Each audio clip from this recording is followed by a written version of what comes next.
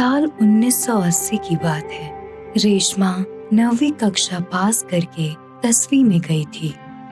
रेशमा जैसा नाम था वैसी ही दिखती थी वो।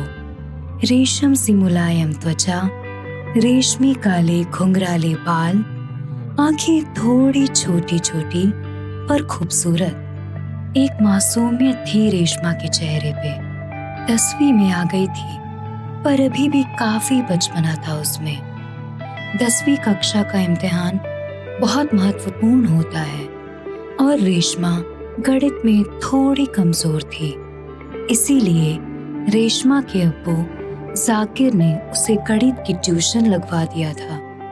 रेशमा अपने अब्बू और अपनी दादी की बहुत लाडली थी, क्योंकि जब वो महज 2 साल की थी तभी उसकी अम्मी का देहांत हो गया था।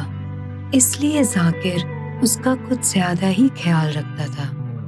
रेशमा की कोचिंग का समय रात के तकरीबन 8 बजे होता है। घर से कोचिंग की दूरी 3 किलोमीटर की थी। सब कुछ सही चल रहा था उसकी लाइफ में, जब तक वो हादसा नहीं हुआ था। उस हादसे ने रेशमा की पूरी जिंदगी बदल के रख दी। आज भी जब वो उस दिन को याद करती है तो कांप उठती है। बार बार यही सोचती है कि काश उस दिन घर जाने के लिए शॉर्टकट नहीं लिया होता, काश थोड़ी जल्दी कोचिंग से निकल जाती या किसी को साथ लेकर निकलती, वगैरह वगैरह। पर रेशमा की सोच उसके अतीत की उस काली रात की सच्चाई को नहीं बदल सकती। जाकिर और रेशमा की दादी ने न जाने कितनी बार रेशमा को मना किया था कि उस शैतानी रास्ते से आना जाना मत करना, खासकर रात के समय। भले ही कितनी मुश्किल हो, कभी शॉर्टकट मत लेना। पर ये सब सलाह मशवरा सब नाकाम हो जाता है जब कोई हादसा होने वाला होता है। वो कहते हैं ना कि जो होना होता है वो होकर रहता है। वैसे ही रेशमा की जिंदगी के साथ उस हादसे को जुड़ना था। रेशमा लाख कोशिश करके भी भुला नहीं पाती। 21 दिसंबर 1980 की वो अंधेरी अमावस की मनहूस काली रात, जिस दिन रेशमा ट्यूशन के लिए निकली थी।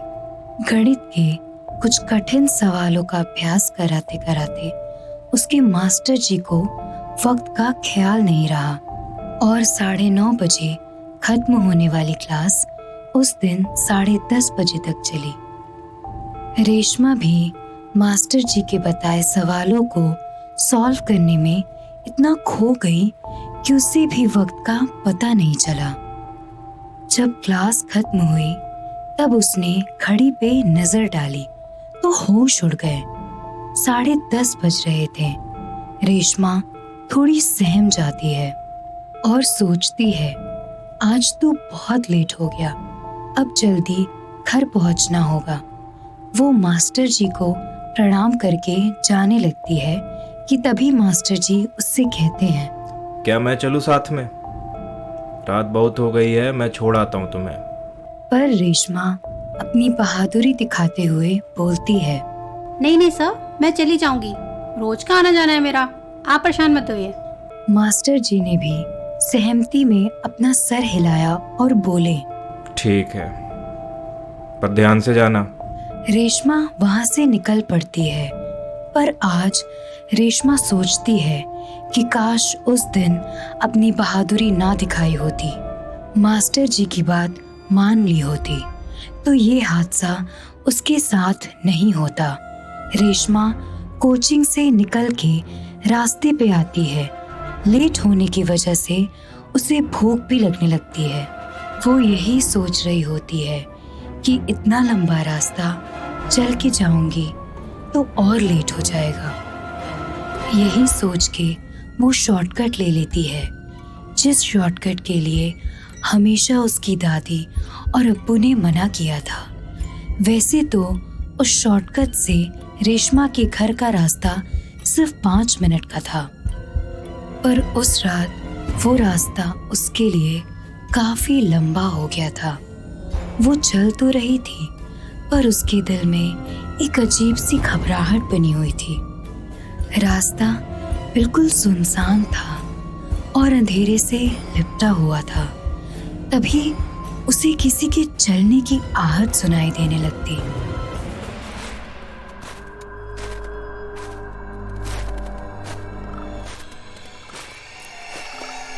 वो आहट उसके ठीक पीछे से आ रही थी, जिससे रेशमा बहुत डर जाती है।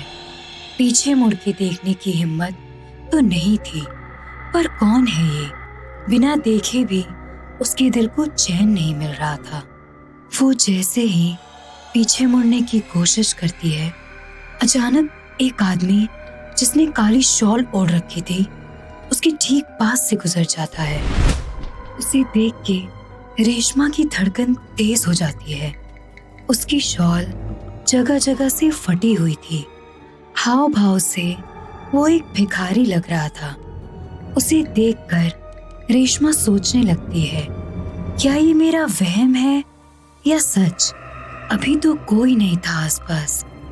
अचानक ये कहां से आ गया? कहीं ये वो तो नहीं जिसका जिक्र दादी अक्सर करती हैं। रेशमा ने डरते हुए अपने कदम तेज कर लिए थे और उस भिखारी से आगे आ गई थी, पर अगले ही पल वो रेशमा से आगे था। ऐसे ही जितनी बार रेशमा उसको क्रॉस करती, वो अचानक उसके आगे निकल जाता। ऐसा 2-3 बार हुआ। फिर जब रेशमा ने उसे चौथी बार क्रॉस किया और उसके आगे आने का इंतजार कर रही थी चलते चलते, पर अब की बार वो आगे ही नहीं आया। ना कोई कदमों की आहट सुनाई पड़ रही थी। रात का सन्नाटा बिखरा हुआ था और सिर्फ रेशमा के कदमों की आहट गूंज रही थी।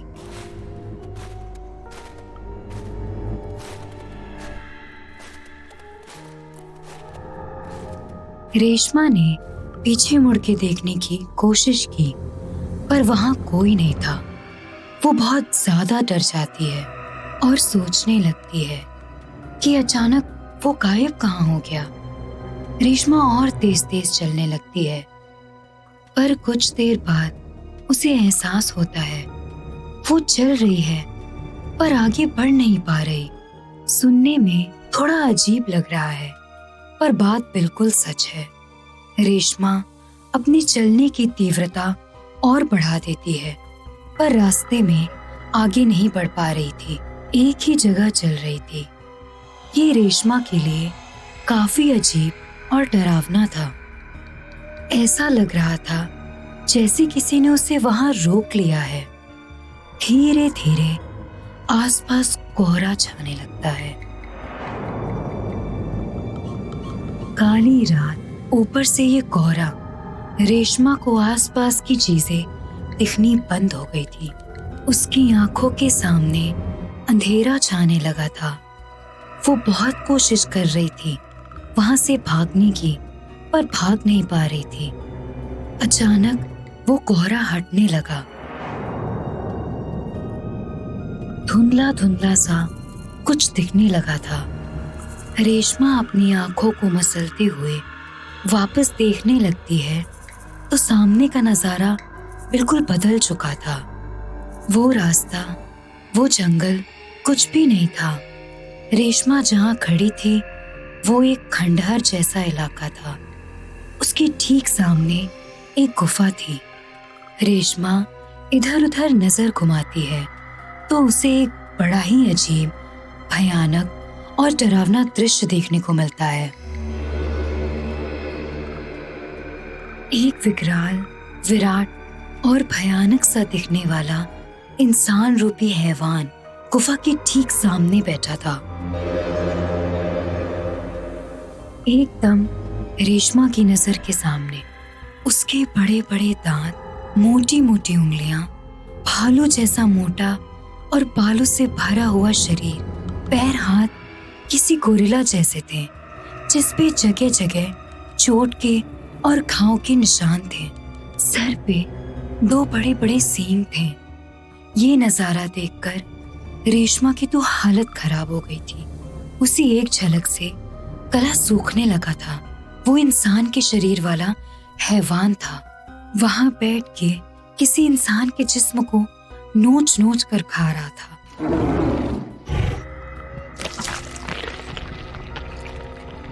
ऐसा दृश्य रेशमा ने कभी सपने में भी नहीं देखा था। खून की बूंदें यहाँ वहां बिखरी हुई थीं। मांस के छोटे छोटे टुकड़े, दिल का एक हिस्सा और अंतड़ियां आसपास पड़े थे, जिनमें से खून अभी भी बह रहा था। बिल्कुल ताजा खून, जैसे अभी अभी उस इंसान को मारा गया हो। ये सब देखकर रेशमा का शरीर बिल्कुल सुन्न पड़ गया था। उसे चक्कर आने लग गए थे। तभी उस हैवान ने उस लाश के सर को, जो विपरीत दिशा में था, रेशमा की तरफ मोड़ दिया और गले के हिस्से को दांत से काट के खाने लगा।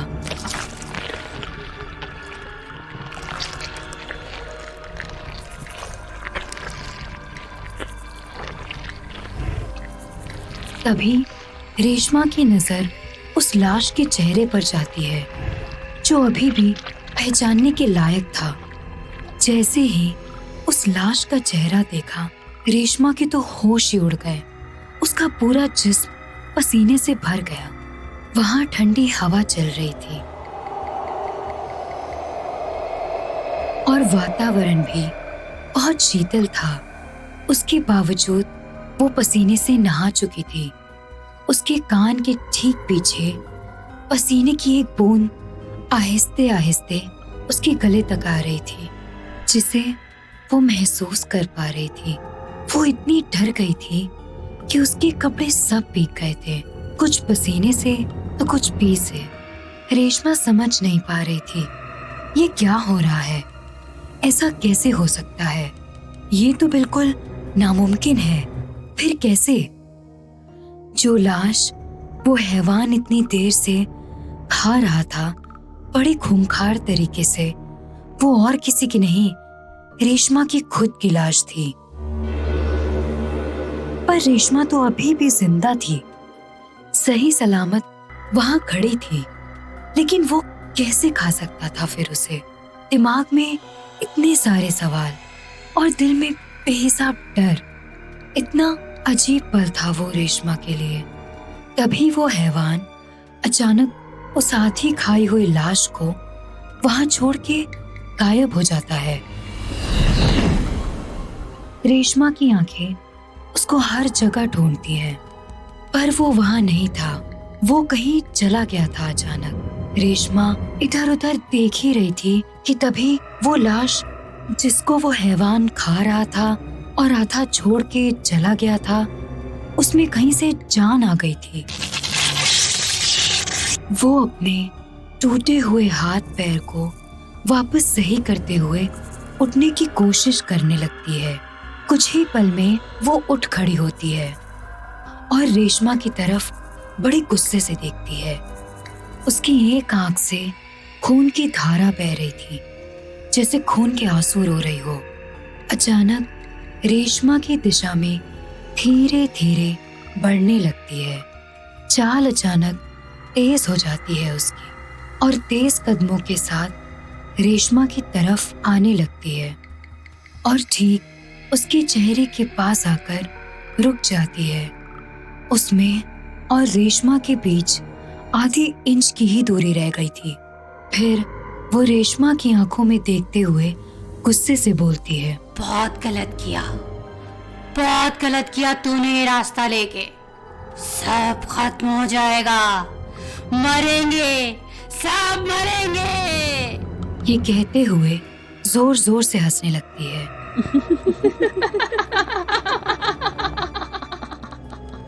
और फिर वहीं बेजान होकर गिर पड़ती है।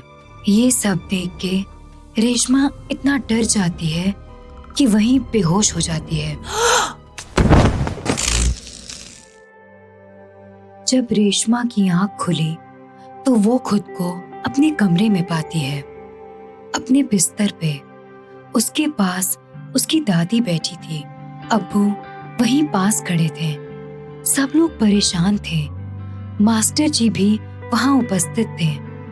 रेशमा को होश में आते देख सबके चेहरे पर रौनक आ जाती है।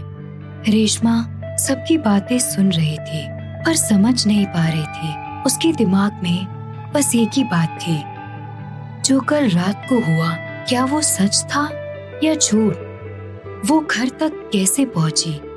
वो हैवान, वो भिखारी, वो रास्ता वगैरह वगैरह। उसे इस हादसे से निकलने में 5 साल लग गए। अब्बू को कितनी बार रेशमा ने पूछने की कोशिश की, कैसे वो उस दिन घर तक पहुंची, कैसे मिली थी वो उनको, पर उन्होंने कभी कुछ नहीं बताया। पूरे 5 साल तक वो बात रेशमा को बहुत परेशान करती रही। फिर उसकी शादी हो गई और वो दूसरी जगह अपने पति के घर चली गई। पर आज भी कभी कभी वो बात उसके ख्यालों में आ जाती है तो उसकी रूह तक कांप उठती है। वो कुछ बोलने समझने की हालत में नहीं रहती। क्या था वो हादसा? क्यों उसके साथ हुआ? क्या मतलब था उसका? बस यही सब चलता है उसके दिमाग में। अब ना दादी जिंदा है, ना अब्बू और ना ही मास्टर जी।